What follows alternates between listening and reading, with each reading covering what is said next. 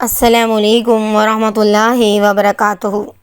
نحمد و نصلی علی رسولہ الکریم، اما بعد، فاعوذ باللہ من الشیطان الرجیم، بسم اللہ الرحمن الرحیم۔ اللہم صلی علی محمد وعلی آل محمد کما صلیت علی ابراہیم وعلی آل ابراہیم انک حمید مجید۔ اللہم بارک علی محمد وعلی آل محمد کما بارکت علی ابراہیم وعلی آل ابراہیم انک حمید مجید۔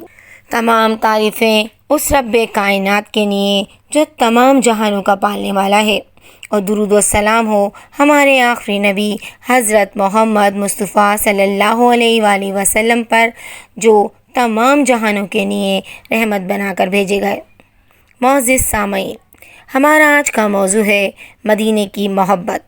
آپ صلی اللہ علیہ وآلہ وسلم کی محبت ہر مسلمان کے دل میں موجود ہے، اور جس طرح مسلمان مکے سے محبت کرتا ہے، اسی طرح مدینے سے محبت اس کے دل میں موجود ہے۔ آپ صلی اللہ علیہ وآلہ وسلم کا فرمان ہے، مجھے ایک ایسے شہر میں ہجرت کا حکم ہوا ہے جو دوسرے شہروں کا سردار بنے گا۔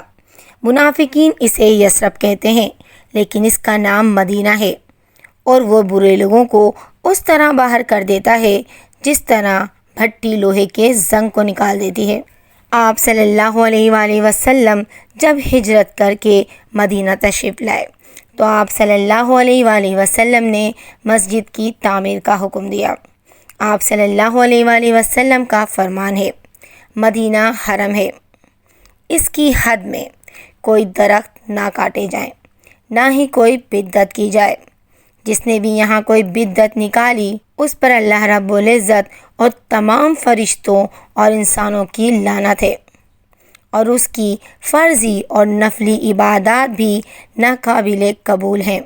مدینہ تشریف لانے کے بعد ابو بکر صدیق اور بلال رضی اللہ تعالی عنہما بخار میں مبتلا ہو گئے۔ ابو بکر صدیق رضی اللہ تعالی عنہ جب بخار میں مبتلا ہوئے تو وہ یہ شعر پڑھتے تھے، ہر آدمی اپنے گھر والوں میں صبح کرتا ہے، جبکہ اس کی موت اس کے جوتی کے تسمے سے بھی قریب ہے۔ اور بلال رضی اللہ تعالیٰ عنہ یہ شعر پڑھتے تھے، کاش میں مکے کی وادی سے گزر سکتا، چاروں طرف اس خور اور جلیل گھاس ہوتی، کاش میں ایک دن منہا کے پانی پر پہنچتا، اور کاش میں شامہ اور طفیل پہاڑوں کو دیکھ سکتا۔ اور کہا، اے میرے اللہ، شیبہ بن ربیعہ اور عتبہ بن ربیعہ اور امیہ بن خلف کے مردوں پر لعنت کر، انہوں نے ہمیں اپنے وطن سے اس وبائی زمین میں نکالا ہے۔ یہ سن کر آپ صلی اللہ علیہ وآلہ وسلم نے اللہ رب العزت سے دعا کی۔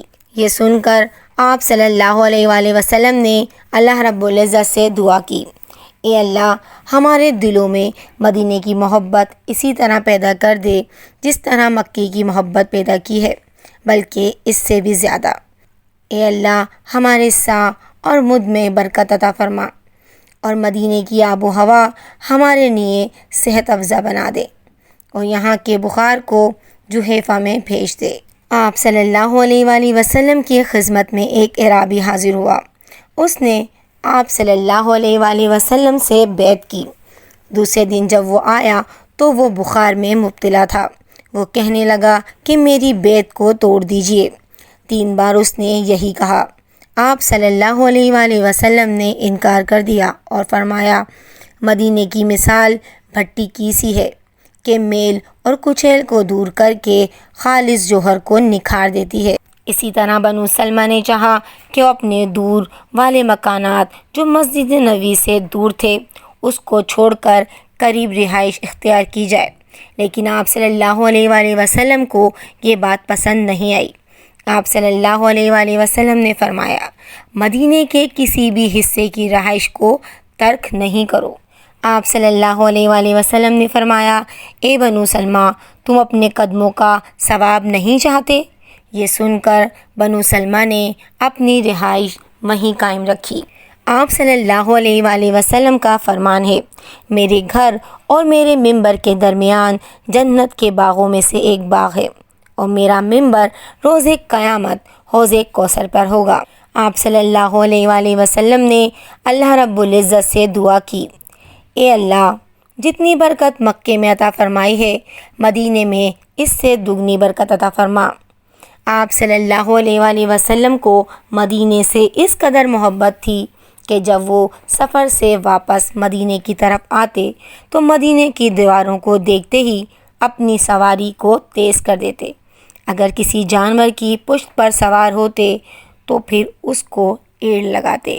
آپ صلی اللہ علیہ وآلہ وسلم کا فرمان ہے، قیامت کے قریب ایمان مدینے میں اس طرح سمٹ آئے گا جیسے سانپ سمٹ کر اپنے بل میں آ جایا کرتے ہیں، اور جو شخص اہل مدینہ کے ساتھ فریب کرے گا وہ اس طرح گھل جائے گا جیسے نمک پانی میں گھل جایا کرتا ہے۔ آپ صلی اللہ علیہ وآلہ وسلم کا فرمان ہے کہ دجال مکہ اور مدینہ کے سوا ہر وادی میں داخل ہو سکتا ہے، کیونکہ مکہ اور مدینہ کے راستے پر فرشتے کھڑے ہوں گے جو اس کی حفاظت کر رہے ہوں گے۔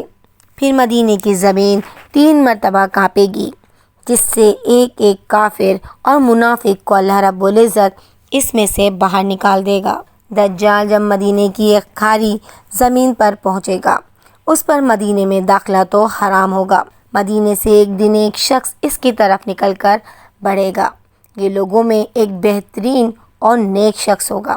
وہ کہے گا، میں گواہی دیتا ہوں تو ہی دجال ہے، جس کے متعلق ہمیں رسول اللہ صلی اللہ علیہ وآلہ وسلم نے اطلاع دی تھی۔ دجال کہے گا، کیا میں اسے قتل کر کے پھر زندہ کر ڈالوں تو تم لوگوں کو میرے معاملے پر کوئی شبہ تو نہیں رہ جائے گا؟ اس کے حوالی کہیں گے، نہیں۔ تو وہ بندہ کہے گا، باخدا اب تو مجھے پورا یقین ہو گیا ہے کہ تو ہی دجال ہے۔ دجال کہے گا، لاؤ اسے پھر قتل کر دوں، لیکن پھر وہ شخص اس کے قابو میں نہیں آئے گا۔ آپ صلی اللہ علیہ وآلہ وسلم کا فرمان ہے، مدینے پر دجال کا رعب نہیں پڑے گا۔ اس دور میں مدینہ کے 7 دروازے ہوں گے اور ہر دروازے پر 2 فرشتے ہوں گے۔ اس میں نہ تو طاعون آ سکتا ہے اور نہ ہی دجال۔ عمر رضی اللہ تعالیٰ عنہ کی یہی دعا تھی کہ اللہ مجھے اپنے راستے میں شہادت عطا فرما اور میری موت اپنے رسول صلی اللہ علیہ وآلہ وسلم کے شہر میں مقدر میں لکھ دے۔ اسی طرح امام مالک رحمہ اللہ نے اپنی زندگی میں ایک فرض حج ادا کیا اور پھر انہوں نے حج نہیں کیا، اس خوف سے کہ میں مدینے سے باہر نکلوں اور میری موت واقع ہو جائے، اور وہ آخری دم تک مدینے میں ہی رہے اور مدینے میں ہی دفن ہوئے۔